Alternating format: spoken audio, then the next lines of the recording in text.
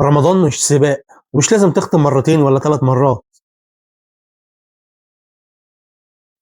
السوشيال مليان ناس بيقول ختمت مرة، بدأت التانية، خلصت الجزء الفلاني، وانت تبص على نفسك وتلاقي نفسك بتقول ده انا لسه في سورة البقرة، فيبدأ صوت جواك يقول واضح انك مقصر، واضح انك اقل، وواضح انك مش قدها. خليني اقول لك حاجة مهمة جدا، القرآن مش سباق، والعبادة مش بطولة، وربنا سبحانه وتعالى مش لجنة تحكيم. اللي بيقرا جزء وهو قلبه مش حاضر مش زي اللي بيقرا صفحة وبيفهم آياتها. اللي بيجري عشان يلحق الناس غير اللي ماشي علشان يوصل لربنا. المقارنة بتسرق منك نيتك، هتخليك تعمل علشان الناس، عشان الإحساس إنك مش أقل من حد. لكن العبادة علاقة خاصة جدا بينك وبين ربنا بس، مش مطلوب منك تبقى زي حد، مطلوب منك إنك تبقى صادق. لو هتختم مرة بتركيز أحسن من ختمتين وإنت مستعجل فيهم. لو هتقعد مع آية واحدة تفهمها وتعيش بيها، ده أقرب لروح القرآن من سباق الأرقام. النهاردة ما تبصش على حد، اقرأ على قد ما تقدر حتى لو قليل، لكن اقرأ عشان تقرب مش عشان تلحق. امسح من دماغك كلمة لازم وخلي مكانها كلمة بقدر. تخيل آخر رمضان وانت مش شايل